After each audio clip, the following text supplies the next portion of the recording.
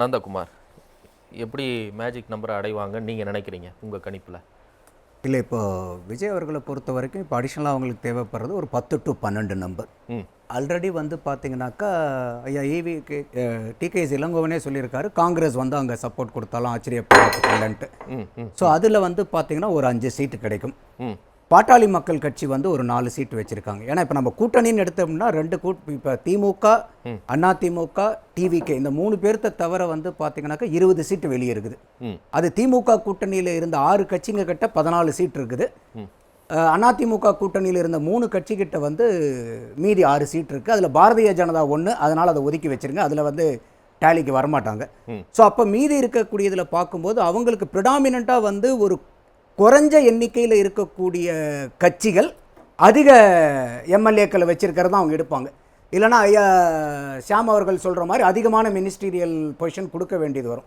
அப்போ காங்கிரஸ் 5, 4 வந்து பார்த்திங்கன்னா பாமக இங்கே இருக்கிறனாலே வந்து பார்த்திங்கன்னா விசிகா வரமாட்டாங்க.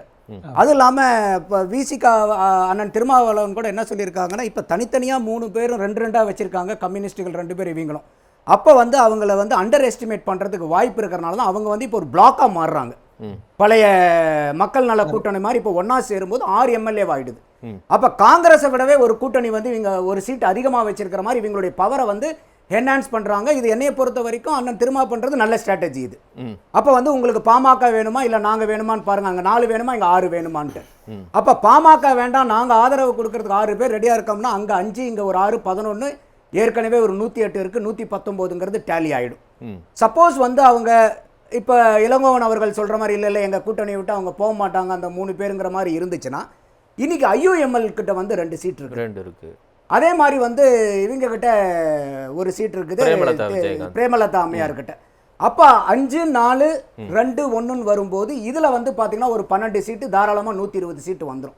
அப்போ வந்து அவங்களுக்கு இந்த பெர்முடேஷன் காம்பினேஷனில் எந்த விதமான சேலஞ்சஸ் இருக்காது. இல்லை அப்படி அவங்க போய் ஆதரவு கொடுக்க வாய்ப்பு இருக்குன்னு நீங்கள் நினைக்கிறீங்களா? கட்டாயமாக இருக்கு. நான் எலெக்ஷனுக்கு முன்னாடி இருந்தே சொல்லிட்டு இருந்தேன் அலையன்ஸ் மாறும், ரைட் மாறும்னு வச்சுக்கிடுவோம். இவங்க வெளியில இருந்தோ இல்லை அமைச்சரவையில் பங்கெடுத்தோ கொடுத்தாலும் இன்னைக்கு அவங்க திமுக கூட நல்ல ஒரு நட்புறவோடு இருக்கிறாங்க. ஜெயிச்ச உடனே அங்கே தான் போய் பார்க்குறாங்க, திரு ஸ்டாலினை போய் சந்தித்து வாழ்த்து பெறுறாங்க. இவங்க உள்ள வந்து தாவேகா அதன் மூலம் ஆட்சி நடத்தும் போது திமுகவோட ஒரு நல்ல தொடர்பு இருக்கும்போது அப்போ ஹோல்டு வந்து திமுக கிட்டையோ இல்லை திமுகவோட இன்ஃப்ளூயன்ஸோ இங்கே இருக்காதுன்ற ஒரு முடிவுக்கு வர முடியுமா? இல்லை, அது தாவேகாவுக்கு தொந்தரவாக போகாது. கட்சிகளை பொறுத்த வரைக்கும் எப்பயுமே வந்து பார்த்தீங்கன்னா எதிர்கால பார்வை தான் அதிகமாக இருக்கும். இப்போ வந்து பார்த்தீங்கன்னா நமக்கு 2019 நடத்தினதோட நம்ம உள்ளாட்சி தேர்தலில் கிராமப்புறங்களுக்கு பண்ணாமல் இருக்கும். இப்போ வந்து பார்த்தீங்கன்னா உள்ளாட்சி தேர்தல் வரப்போகுது.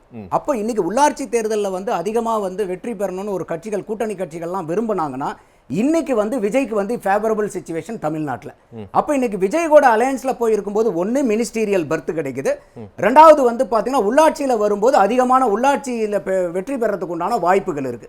அது மட்டும் இல்லை, 2029 கூட்டணிக்கும் வந்து பார்த்தீங்கன்னா எம்பி கூட்டணிக்கும். அப்போ இதெல்லாம் வந்து பார்த்தீங்கன்னா தொலைநோக்கு பார்வையில் பார்ப்பாங்களே ஒழிய இப்போ வந்து விஜய்க்கு ஆதரவு கொடுத்து அவருக்கு வந்து நம்ம முதல்வர் ஆக்கணுமாங்கிறது மட்டும் பார்வை இருக்காது. 2வது, இந்த கூட்டணி கட்சிகள் எல்லாமே பல்வேறு காலகட்டங்களில் நமக்கு தமிழ்நாட்டில் மந்திரி சபையில் கூட்டணி ஆட்சியில் பதவி வேணும்னு நினைச்சவங்க தான். இல்லை, இன்னைக்கே சொல்லியிருக்கிறார் திரு திருமாவளவன், தொங்கு சட்டசபை நம்ம கணித்தது தான் ஆட்சி அதிகாரத்தில் பங்குங்கிறது நம்ம முழக்கம் தான் அப்படின்னு சொல்லி. அப்போ வந்து இன்னைக்கு டிகேஎஸ் இளங்கோவன் ஒரு பக்கம் சொன்னாலும் அண்ணன் திருமாவளவன் அவர்களுக்கு பார்வை வேற மாதிரி இருக்கிறத நம்மளால பார்க்க முடியுது. என்ன காரணம்னு கேட்டீங்கன்னா, இன்னைக்கு ஒரு 2 எம்எல்ஏவை நீங்க ஜெயிச்சு வச்சுட்டு உங்களுக்கு ஒரு மினிஸ்டீரியல் பொசிஷன் கிடைக்கணும்னா ப்ரீ போல்ல எந்த ஜென்மத்துக்கும் உங்களால இதை வந்து நெகோஷியேட்டே பண்ண முடியாது தமிழ்நாட்டில். ஏன்னா அதிமுகவாகட்டும் திமுகவாகட்டும் கூட்டணி கட்சிகளுக்கு வந்து நாங்கள் மந்திரி சபை கூட்டணியில் அதிகாரம், ஆட்சியில் அதிகாரம் கொடுக்குறோங்கிறது எப்பயுமே சொல்ல மாட்டாங்க. ஏன்னா அது அவங்களுடைய பிலாசபியா வச்சிருக்காங்க. ஆனா விஜய் அவர்கள் முதல் மாநாட்டிலேயே வந்து அதை சொன்னார். அப்ப இந்த மாதிரி போறதுக்கு வாய்ப்பு இருக்கு. இப்ப இங்க மைனாரிட்டியாவே இருந்தாங்கன்னா அது வந்து விஜய் அவர்களுக்கு சாதகமா இருக்கும்னா எப்பயுமே அது வந்து ஒரு தலைக்கு மேல தொங்குற கத்தி தான். ஏன்னா எப்ப வேணா அவங்க வந்து ஃப்ளோர் டெஸ்ட்டுக்கு போலாங்கிற அளவுக்கு எடுப்பாங்க. அவங்கள வந்து விஜய் அவர்களை இப்போ வந்து என்னன்னா விஜய் அவர்கள் வென்று இருந்தாலும் இப்போ அவங்களை வந்து சந்திக்க போறது 2 பிரதானமான எதிர்கட்சிகளை சந்திக்க போறது பெரிய சவால் இருக்குது. 59 சீட்டு டிஎம்கே உட்கார்ந்துருக்கும், உள்ளார 47 சீட்டு அதிமுகங்கும் போது என்னைக்குமே எந்த ஆளுங்கட்சிக்குமே வந்து ஒரு எதிர்கட்சியை தான் இது வரைக்கும் தமிழ்நாடு வந்து ஃபேஸ் பண்ணியிருக்காங்க. பட் இந்த தடவை விஜய் அவர்களுக்கு இருக்கக்கூடிய பெரிய சவால் அது 2 பேர்த்த வந்து ஃபேஸ் பண்ணணும். அதுக்கு வந்து பாத்தீங்கன்னா அவங்களுக்கு திடமான ஒரு ஆட்சி கட்டல் வேணும்.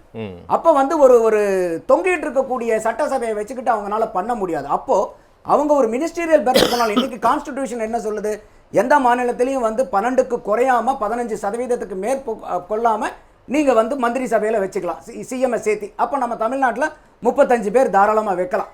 ஸோ அப்போ இருக்கும்போது நீங்க கொடுக்கக்கூடிய மினிஸ்டீரியல் அது விலைங்கிறத விட உங்களுடைய ஆட்சியை வந்து நீங்க பர்மனண்டா நீங்க பேஸ் போட்டு வைக்கிறது. ஏன்னா நீங்க அவங்களை ஆட்சியில உள்ளார எடுத்துக்கிட்டீங்கன்னா அது அவங்களுடைய ஆட்சியும் கூட. அப்போ உங்களுக்கு வந்து பாத்தீங்கன்னா பொலிட்டிக்கலா வந்து தாவேக்காவை தவிர இதுக்கு ஒரு 4 கட்சி உள்ளார வராங்கன்னா அந்த 4 கட்சியினுடைய sound in support of government ஜாஸ்தி இருக்கும். நாளைக்கு எங்க எதிர்கட்சியில் வந்து கேள்வி கேட்க பொதுத்தளத்திலே ஆகட்டும், மீடியாவிலே ஆகட்டும், இல்ல சட்டசபைக்குள்ளாரி ஆகட்டும், தாவேக்கா மட்டும் பதில் சொல்றதுக்கு இன்னும் கூட 4 கட்சிகள் அவங்க பதில் சொல்லும் போது அது வந்து தாவேக்காக்கு வந்து ஒரு பக்கபலமா இருக்கும். இல்ல அதுதாங்க நான் கேட்டேன். இப்ப தாவேக்கா வந்து திமுகவோட நல்ல நட்புறவோட இருக்கிற இந்த நீங்க சொல்லக்கூடிய இடதுசாரிகளோ திருமாவளவனோ ஐயுஎம்எலோ போனாங்கன்னா அது தாவேக்காவுக்கே ஒரு சின்ன சந்தேக பார்வை இருக்காது அவங்க மேல? ஒரு நல்ல நட்புறவோட இருக்கும்போது அது ஒரு குழப்பத்தை ஏற்படுத்தாதான் நான் கேட்கிறேன். அரசியல்ல ஒரு டைலாக் எப்பயுமே உண்டு, நிரந்தர நண்பனும் கிடையாது, நிரந்தர எதிரியும் கிடையாது. எந்த கட்சி அரசியல் கட்சிகள் நாங்க இந்த திராவிட கட்சியோட தான் கூட்டணி வைப்போம், திமுகவை தவிர நாங்க கூட்டணியை மாற்ற மாட்டோம், இல்ல அதிமுகவை தவிர கூட்டணியை மாற்ற மாட்டோம், எந்த கட்சியாவது இருக்கா? ஒரு கட்சி சொல்லுங்க இவங்க வந்து இங்க அதிமுக கூட போகாத கட்சி, இல்ல இவங்க திமுக கூட போகாத கட்சின்னு. அப்ப politics is an art of possibilities தான். அப்ப எந்த அளவுக்கு பாசிபிலிட்டிஸ் இருக்குன்னு பார்ப்பாங்க. அதோட வரப்போற உள்ளாட்சி தேர்தல், வரப்போற பாராளுமன்ற தேர்தல் கணக்கு போட்டு தான் அவங்க எடுப்பாங்க. அதுக்கு எல்லாத்துக்கும் மேல ஒரு மந்திரி சபை ஆட்சியில பங்கு கிடைக்குதுங்க போது இந்த மாதிரி கூட்டணி கட்சிகளுக்கு எப்பயுமே ஏற்படாத ஒரு பெரிய வாய்ப்பு, வரலாற்று வாய்ப்பு இப்ப அவங்களுக்கு கிடைக்குது. அதனால அதை பயன்படுத்தி மாட்டாங்கிறது என்னுடைய பார்வை.